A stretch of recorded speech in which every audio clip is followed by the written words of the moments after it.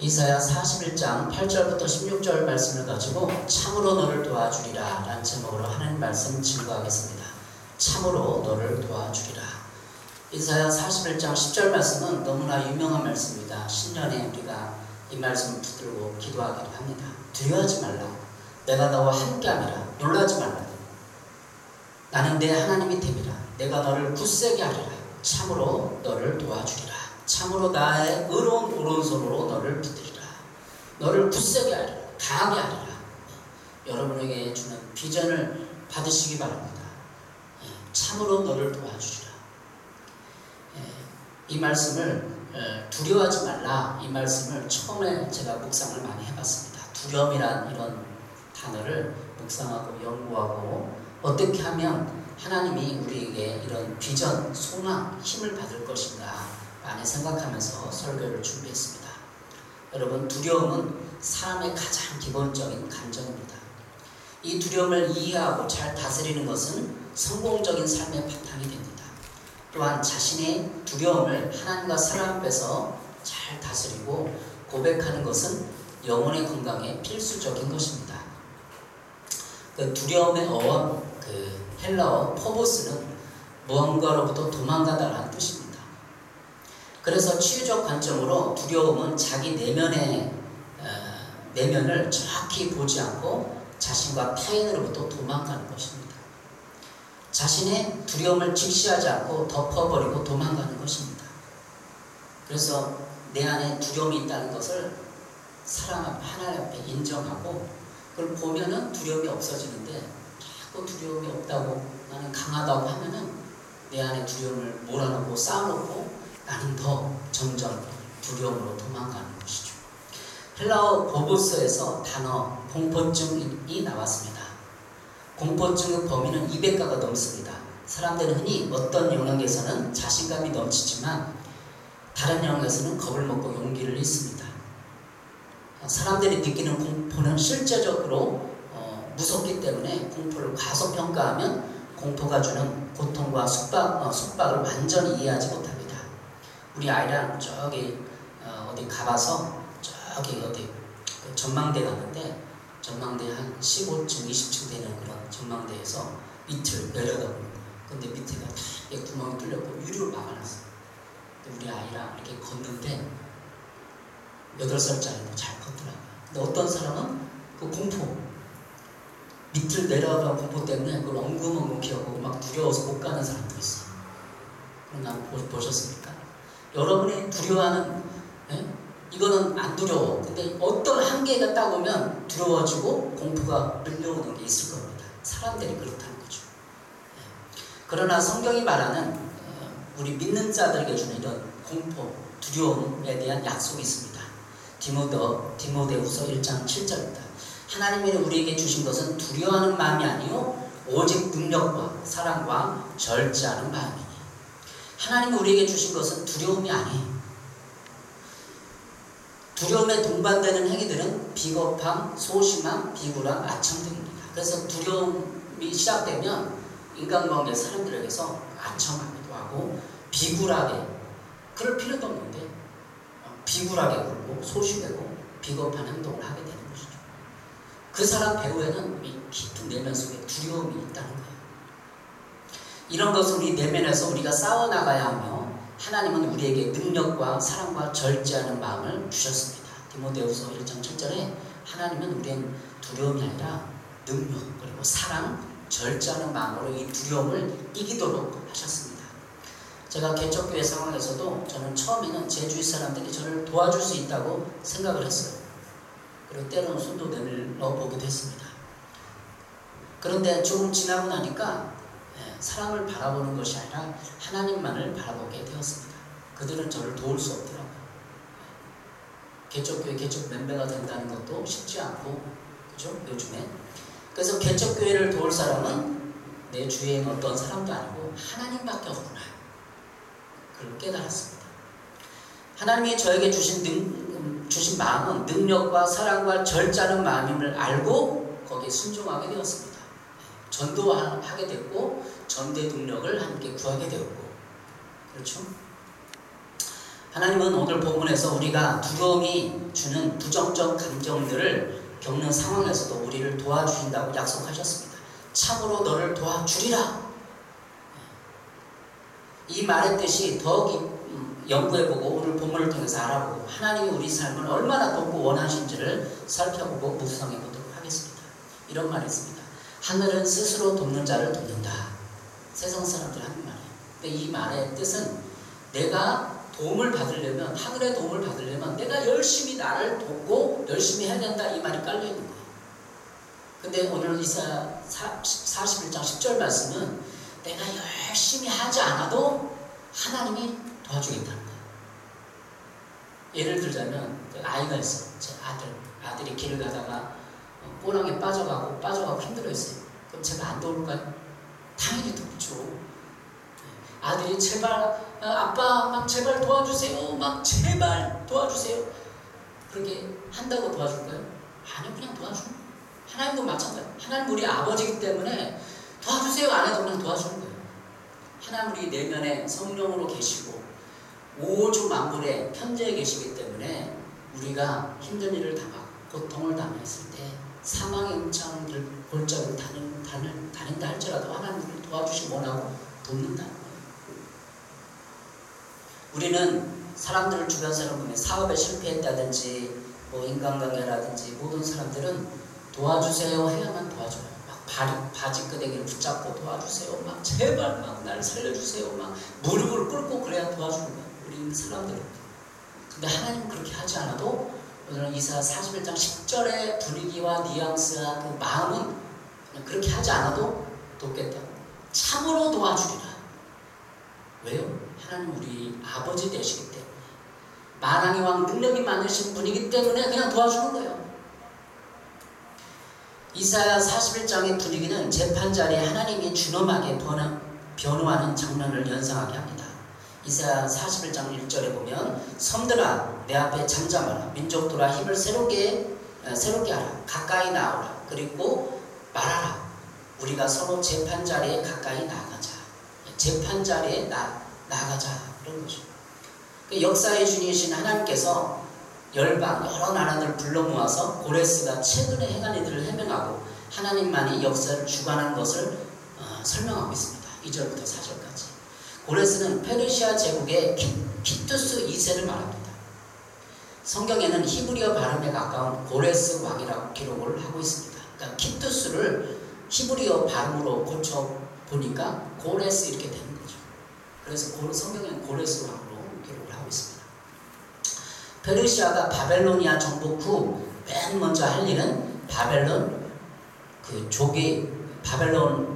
나라가 했던 포로를 여러 민족들을 모두 풀어주는 일을 했어요. 포로 기환을 시켰던 거예요. 유대 민족에게도 자율권을 부여했고 기원전 538년 고레스 왕의 포고로 유대인이 기환이 허용되었어요. 이것이 바로 고레스 왕의 칙령이었습니다.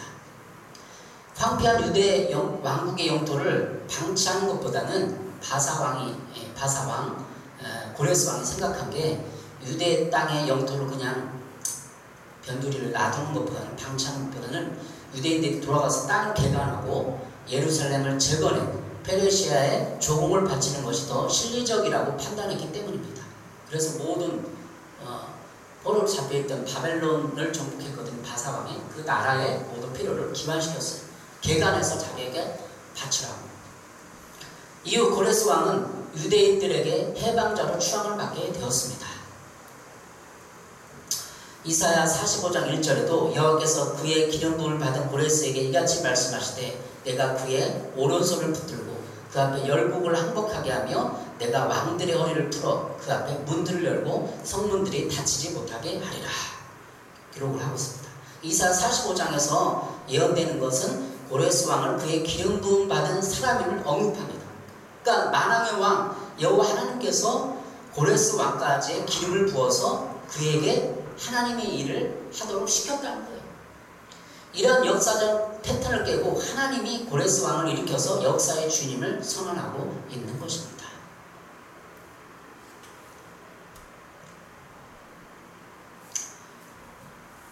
이 일을 누가 행하느냐? 이사야 41장 4절에 이 일을 누가 행하느냐? 누가 이루었느냐? 누가 처음부터 만대를 불러내느냐? 나 여호와라. 처음에도 나요, 나중 있을 때도 내가 곧 그니라. 이 일을 누가 행하느냐? 누가 고레스 왕과 페르시아 왕조를 세웠느냐? 이렇게 질문하는 것입니다. 그가 바로 여호와 하나님이십니다. 역사를 바로 보는 시각은 바로 하나님이 그 나라를 세우고 폐한다는 것입니다. 고레스 왕이 각 민족을 기환하여 땅을 개간하게 하는 실리적인 정책도 사람의 마음을 주정하고 또 그것을 주관하는 분이 바로 하나님이시라는 것입니다. 따라서 현재 우리나라의 그 상황과 우리 한국의 통일도 하나님의 계획 속에서 하나님의 주관자심을 인정하고 우리는 기도로 극복할 수 있습니다.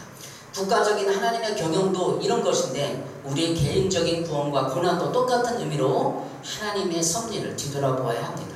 당시 이스라엘 주의 나라들이 섬기는 그 우상들, 각 나라마다 민족적인 우상들이 있었어요. 섬기는 신이 있었어요. 그 우상은 그들의 민족들을 실망시키고 말았지만은 하나님이 이스라엘을 선택하셔서 붙들어 주신 것을 8절 이후부터 기록을 하고 있습니다.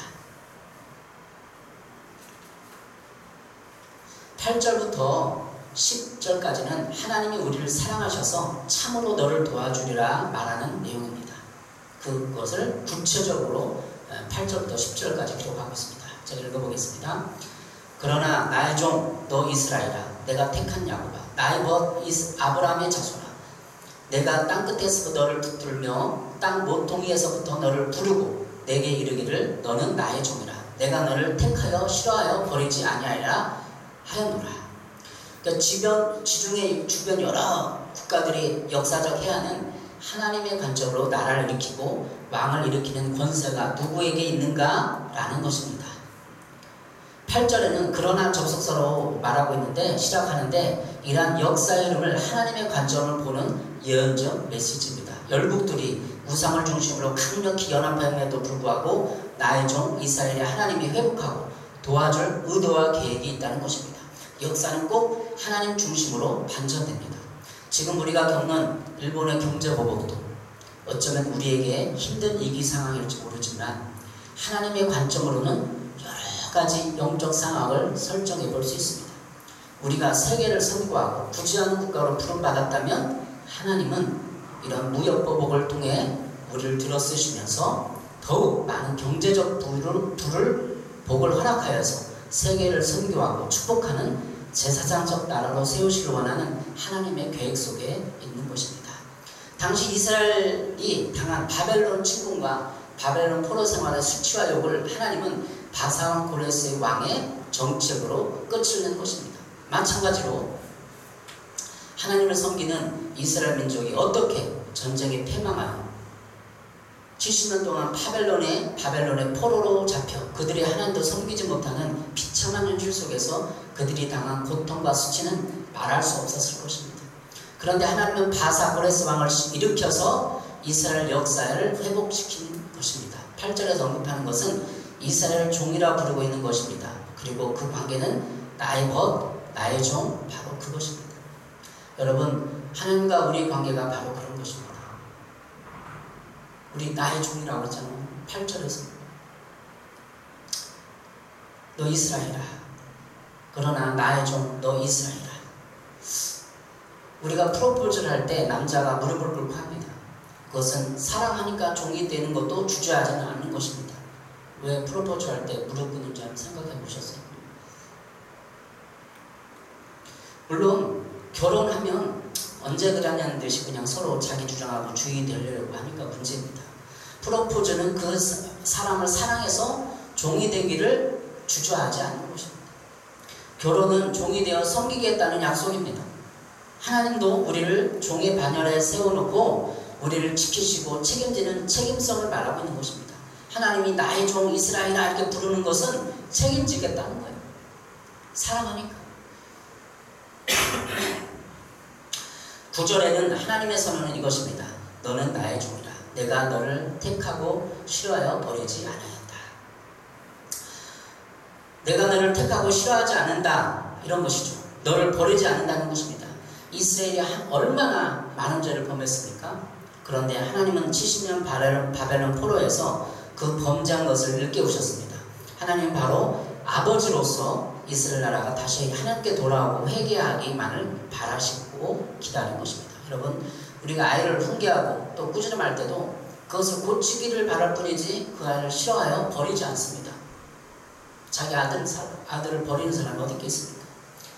하나님도 우리를 마귀의 포로로 남겨두지 않았습니다. 우리가 죄와 마귀의 포로를 잡혔을 때 그 아들 예수 그리스도를 통해서 우리를 해방시켰습니다.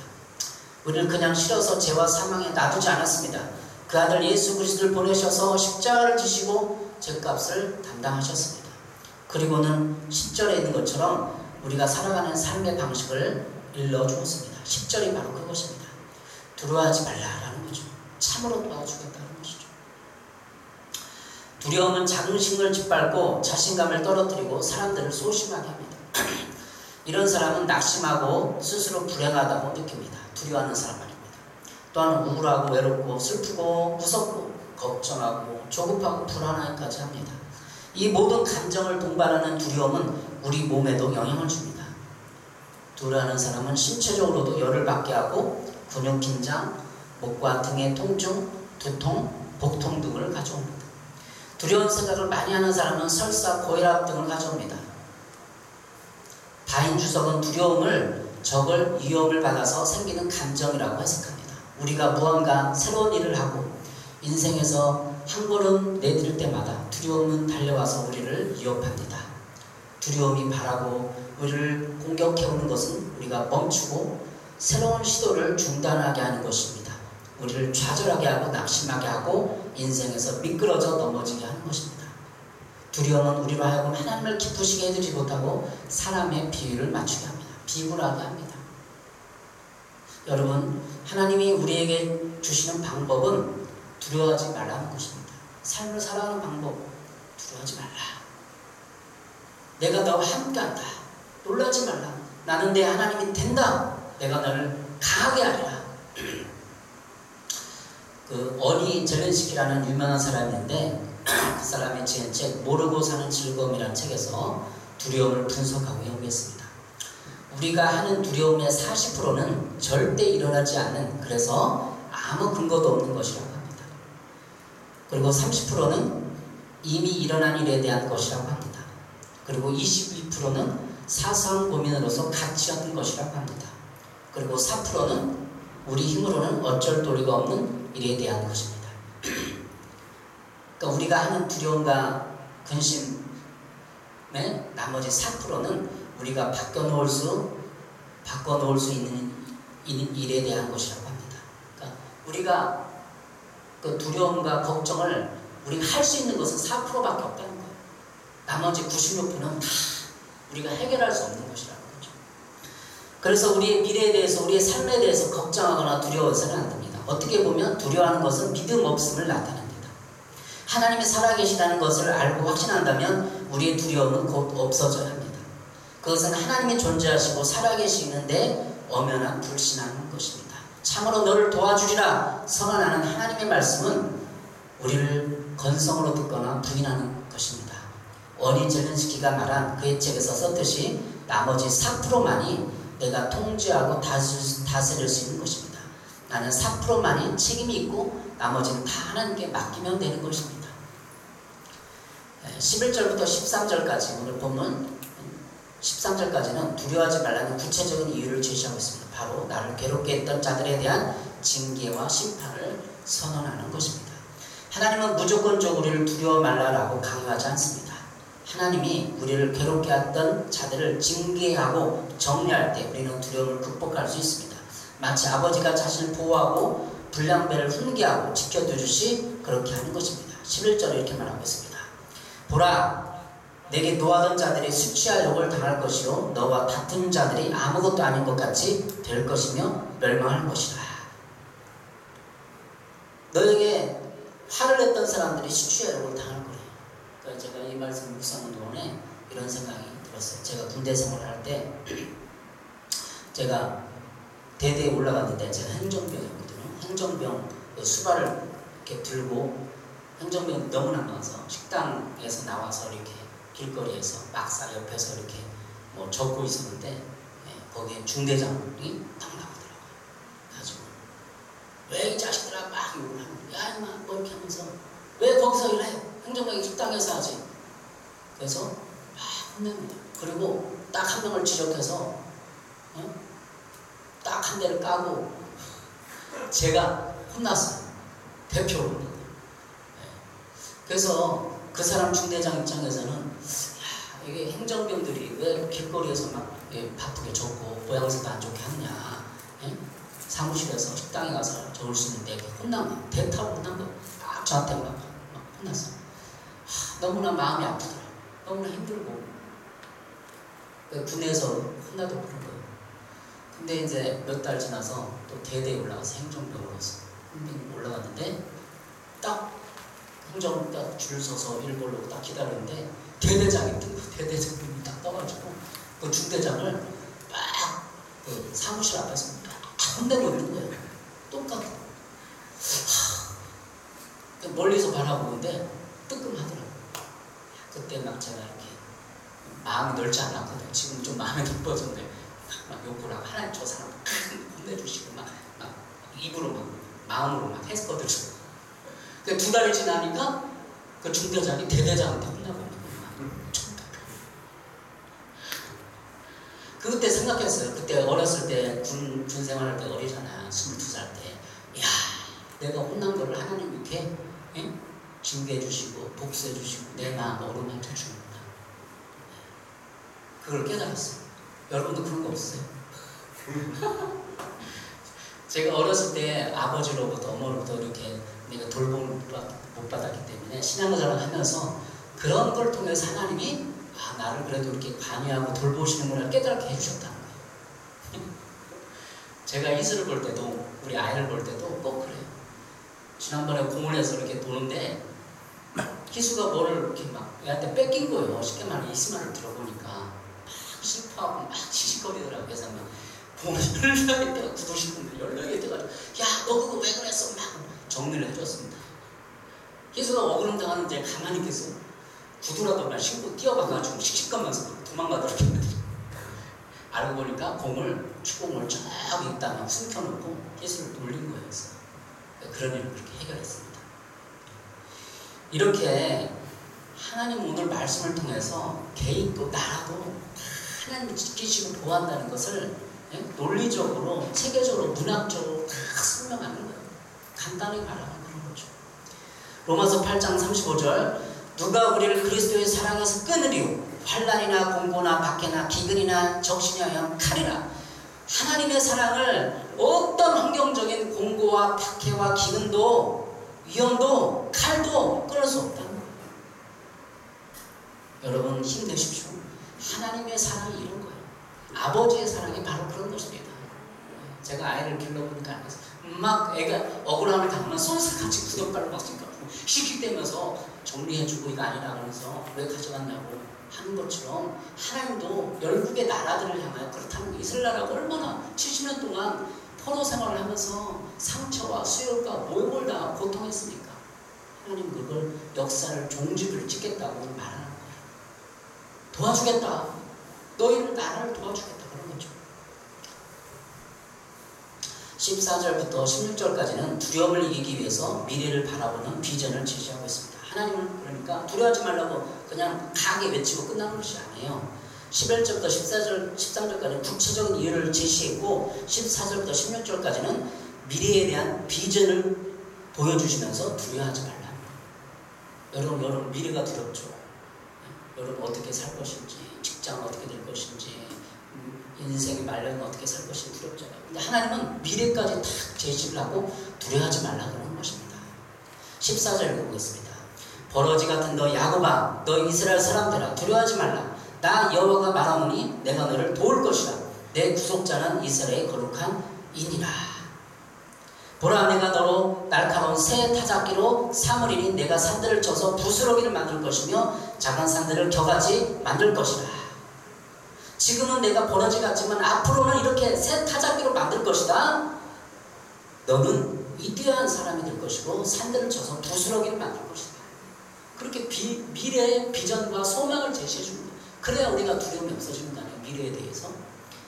이스라엘은 현재 버러지 같았습니다. 버러지는 예전 성경에는 지렁이라고 번역을 했어요. 이게 지렁이 같은 너 야곱아, 지렁이는 너무나 꿈틀거리고 힘이 없잖아요. 예? 누가 탁 밟아도 그냥 띡 하고 그냥 죽잖아요. 이스라엘 민족을 지렁이에 비유한 거예요. 버러지에 비유해서 그렇게 약하고 연약하고 그렇게 힘이 없다는 것을 말해주는 것입니다. 그러나 하나님은 미래에는 하나님께서 이가 날카로운 새 타작 기계로 삼겠다고 말씀하십니다. 버러지, 지렁이는 가장 약하고 비천한 상태를 표현한 것인데 새 타작기로서 하나님이 변화시킬 것을 말해주고 있습니다. 새 타작기는 열방을 심판하시는 선민 이스라엘을 비유적으로 표현한 것입니다. 16절에 내가 산들을 까분다는 것은 하나님의 백성들이 악한 자들 심판할 때를 비유적으로 표현한 것입니다. 그러니까 산들을 까분다는 것은, 산이라는 것은 나중에 이스라엘 민족이 열방을 향하여 막 까불고 큰 힘을 발휘한다는 것입니다. 그래서 16절에 하나님 여호와로 말미암아 즐거움이 회복되고 하나님으로 말미암아 포로기의 수치들이 이제는 하나님이 회복되는 나라로서의 자랑거리로 세워지는 것입니다. 16절입니다. 너는 여호와로 말미암아 즐거워하겠고 이스라엘 거룩한 이로 말미암아 자랑하리라. 이것이 비전이에요. 미래는 너희들은 즐거워할 거야. 그런 나라 이런 슬픔과 한에서 고통에서 해방되어서 너희가 즐거워 뛰며 거룩한 그런 삶을 살면서 나중에는 자랑거리가 될 거야. 사랑하는 형제자 여러분, 이스라엘 역사에 몇몇 이르는 두려움의 상황에서 나라를 고팡하며 노예 같은 포로들이 어떻게 그들의 상처를 딛고 일어설 수 있었겠습니까? 그것은 바로 그들을 치유하는 하나님의 은혜와 사랑에 힘입는 것입니다. 이 본문의 예언은 약 150년 후 다 성취되고 바산 고레스의 포로들이 기한 명령에 의해서 고국에 세 차례에 걸쳐서 돌아가게 됩니다. 이로써 이스라엘 역사를 통해서 그들이 어떻게 만국의 두려움을 극복하였는지를 되돌아보게 합니다. 지금의 그 한일 갈등도 우리가 믿는 하나님을 의지하고 기도한다면 하나님의 우리를 일제강점기의 상처와 고통을 싸매시는 과정으로 하나님이 도와주실 것입니다. 경제보복을 통한 일본의 리더 국가를 향한 도약도 그리고 도전도 하나님의 정의와 공을 거치지 않는다면 결코 성공할 수 없습니다. 하나님은 대적되는 걸 누구나 받아들일 수 있다. 그런 하나님의 공의와 정의를 실현하는 나라, 실현하는 사람을 쓰시는 거죠. 오히려 그들로부터 우리가 일본으로부터 제외되고 무시받던 우리가 아시아 리더국으로서 세계적 영적 판도를 지휘하고 선교하는 국가로서의 면모를 다지는 기회가 될 수 있습니다. 각 개인의 두려움의 상황 속에서도 우리는 두려워하지 말라는 하나님의 메시지를 들었습니다. 두려워하지 말라. 우리가 두려워하지 않을 이유는 하나님은 우리를 돕고 있기 때문입니다. 또한 하나님은 우리를 괴롭히고 우리에게 분노하며 막말과 폭언으로 우리를 괴롭힌 이들은 우리를 연단하는 채찍으로 사용하는 것입니다. 결국 그들을 낮추시고 징계하실 것입니다. 우리를 못살게 굴고 괴롭히고 우리를 무시하고 여러분을 사기 쳐먹던 그런 사람들은 다 여러분을 연단하는 도구들이에요. 근데 그들은 하나님이 징계하실 거예요. 악을 행한 동물은 하나님이 막대기에 탁 불어서 채찍을 부러뜨리는 거예요. 세계 역사를. 거기에 쓰인 나라들도 다 하나님이 역사적으로 심판했습니다. 우리의 사건 마찬가지예요. 우리를 괴롭힌 사람도 나중에 다 징계해요. 여러분 그걸 볼 거예요. 군대에서 우리 중대장이 저를 그렇게 한 걸 보았던 것처럼 여러분 인생을 살아보세요. 나를 괴롭힌 사람이 하나님 꼭 낮추셔요. 나에게 악을 행했던 사람 꼭 낮추셔요. 여러분 인생에서 그걸 보시기 바랍니다. 나를 대적하고 못살게 하고 그냥 악담하고 저주하고 괴롭힌 사람들 나중에 다 보세요. 하나님 낮추시는 사람들 낮춰요. 하나님은 우리를 변화시키고 연단하셔서 날카로운 새 타작 기계 그냥 이렇게 하는 게 아니라 기계를 사용해서 타작을 하는 것처럼 우리를 가치 있고 하나님의 사역에 동역하는 동역자로 사용할 것입니다. 우리가 뭘 두려워하고 있습니까? 하나님은 새로운 길을 만드실 것입니다. 여러분 두려워하지 마십시오. 이사야 43장 18절 19절입니다. 너희는 이전을 기억하지 말며 옛날 일을 생각하지 말라. 보라 내가 새 일을 행하리니 이제 나타날 것이다. 너희가 그것을 알지 못하겠느냐? 반드시 내가 광야의 길을 사막의 강을 내리니. 여러분 이전 일을 기억하지 말고 옛날 일을 생각하지 마십시오. 여러분이 괴롭힘 당하고 상처와 그 모든 실패를 생각하지 마십시오. 하나님이 여러분과 함께 하셔서 미래로 나아가기를 원하십니다. 매일매일 두려워하지 마십시오. 매일매일 하나님이 우리를 돕고 계신다는 것을 기억하십시오. 참으로 너를 도와주리라. 하나님 아버지의 음성을 들으십시오. 지혜를 하나님께 구해야 됩니다. 매일 어느 학자가 두려워하지 말라는 그 성경 말씀을 연구를 했다고 해요. 성경 말씀을 연구하고 딱 계산해 보니까 두려워하지 말라는 그 성경 말이 365번이 나온다 그래요. 그러니까 우리는 이걸 적용해 보면 매일 두려워하지 말라, 이것을 아침마다 되뇌이고 하나님을 바라보면서 우리의 두려움을 이겨나가야 한다는 것입니다. 여러분의 삶이 가장 두려운 게 물질적인 거 아니에요? 현대사회, 산업사회, 도시에서 가장 두려운 거는 뭐 범죄도 있겠지만 물질 아니에요. 돈을 내가 직장에 해고당하면 어떡하나. 개척교도 마찬가지고 하나님이 어떻게 하나.